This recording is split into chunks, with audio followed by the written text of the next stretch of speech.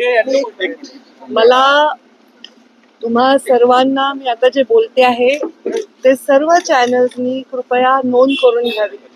गेले काही आठवडे झाले जेव्हापासून मी शपथ घेतली आहे या विषयावर मी वेळोवेळी व्यक्त झालेली आहे. आणि आज मी सकाळी गव्हर्नर साहेबांबरोबर निघाले होते.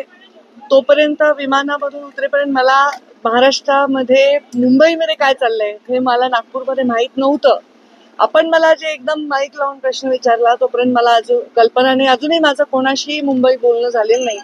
पण एखादी इंस्टाग्रामवरची गोष्ट बघून माझ्या लक्षात आलंय की मुंबईत काय चाललंय आणि त्याच्या निमित्ताने आपल्याला, कारण मी पंकजा गोपीनाथ मुंडे आहे म्हणून या विषयावर मी व्यक्त होणं आपली अपेक्षा आहे.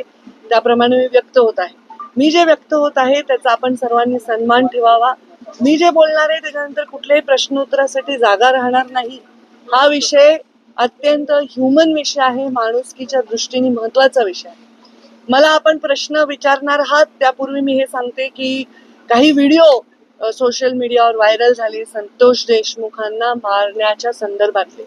मला त्याच्याविषयीची माहिती नाही, पण इंस्टाग्रामवर मी फक्त एक पोस्ट पाहिली. ते व्हिडिओ उघडायची किंवा बघायची माझी हिंमत देखील झाली नाही. कारण ज्यांनी त्यांना एवढ्या अमानुषपणे मारलंय आणि एवढ्या अमानुषपणे मारून त्याचा व्हिडिओ केलाय त्यांच्यामध्ये जेवढी निर्मनुष्यता आहे किंवा ह्या व्हिडिओचा काहीतरी आपल्याला वापर करायचा असा काहीतरी कोणीतरी प्रयत्न करत असेल त्याच्यामध्ये पण जी निर्मनुष्यता आहे ती माझ्यामध्ये नाही. ते बघण्याची माझी हिंमत नाही. संतोष देशमुखांच्या हत्येनंतर मी पहिल्यांदा मुख्यमंत्री महोदयांना पत्र दिलं होतं आणि 12 डिसेंबरला मी याच्यावर संपूर्ण भाषण माझं आपण पहा ऑनलाईन आहे मी व्यक्त झालेली आहे. आता यामध्ये कोण आहे काय नाही, कोण इन्व्हॉल्व आहे, कोणाचा हात आहे हे केवळ आणि केवळ तपास यंत्रणेलाच माहिती आहे. त्यामध्ये कुठलाही हस्तक्षेप मी करण्याचं कारण नाही.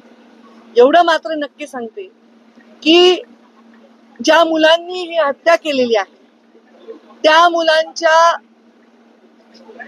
मुळे समस्त राज्यातील समाज ज्यांचा काहीही दोष नाही तो सुद्धा मान खाली घालून गंभीरपणे वावरत आहे. खर तर त्या समाजाची जी मुलं आणि ज्याची हत्या झाली त्याची एवढी निर्घृण हत्या झाली त्यामुळे तो समाज एका आक्रोशात वावरत आहे. खरं तर समाज आणि जात याच्यावर बोलायची गरज नाही, पण आता परिस्थिती अशी आहे प्रत्येक गोष्ट जातीवर जाते. गुन्हेगाराला कुठलीही जात नसते. अमानुषपणे कोणाला निर्दयीपणे संपवणाऱ्याला कुठलीही जात नसते आणि त्याच्यावर एक निर्णय घेणाऱ्या राज्यकर्त्याला सुद्धा जात नसली पाहिजे. जेव्हा या खुर्चीवर आम्ही बसलो, मी बसले तेव्हा मी एक शपथ घेतलेली आहे, आमदारकीची शपथ घेतलेली आहे. कुठलाही ममत्व भाव न बाळगता कोणाविषयी कसलाही आकस किंवा द्वेष न बाळगता काम करायला पाहिजे यावर मी ठाम आहे. संतोष देशमुखांच्या झालेल्या निर्घृण हत्येवर निषेध व्यक्त करताना मी मनापासून क्षमा मागते त्याच्या आईची. कारण ज्या मुलांनी हे निर्घृण हत्या केली आहे ते माझ्या पदरात असते, माझ्या पोटचे असते तरी मी हेच म्हणले असते की त्यांना कडक शासन करा. याच्या पलीकडे कोणताही राजकीय नेता एखादं व्यक्तिमत्व कोणीही भाष्य करू शकणार नाही. आज अजून एक तुमचा एकदम उतावळेपणा येतोय की मी काय गंभीर बोलते याच्याकडे दुर्लक्ष करून. तर धनंजय मुंडेंचा राजीनामा झालाय, मी त्याचंही स्वागत करते.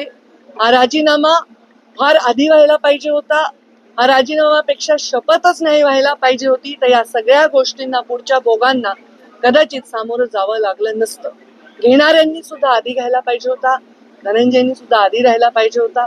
या सगळ्या वेदनांपासून कदाचित गरिमामय त्याला एक मार्ग मिळाला असता. त्यांनी सांगितलं असेल, मला माहित नाही त्यांचं स्टेटमेंट काय आहे. मी त्याच्यापेक्षा लहान बहीण आहे आणि बहीण असली तरी आम्ही वेगळ्या वेगळ्या पक्षात काम केलं होतं. पण कोणत्याही आईला, बहिणीला, परिवाराला वाटत नाही आपल्या परिवाराच्या सदस्याला या दुःखातून जावं लागेल. पण जेव्हा आपण खुर्चीवर बसून विचार करत असतो तेव्हा आपण राज्याच्या प्रत्येकाचा सारखा विचार केला पाहिजे. त्या पोराच्या परिवाराच्या त्याच्या जीवाच्या वेदनांपुढे हे काहीही मोठा निर्णय नाही. त्यांनी तो घेतलाय, ते योग्यच केलेलं आहे. मला वाटतं देर आहे दुरुस्त आहे. थँक्यू ताई.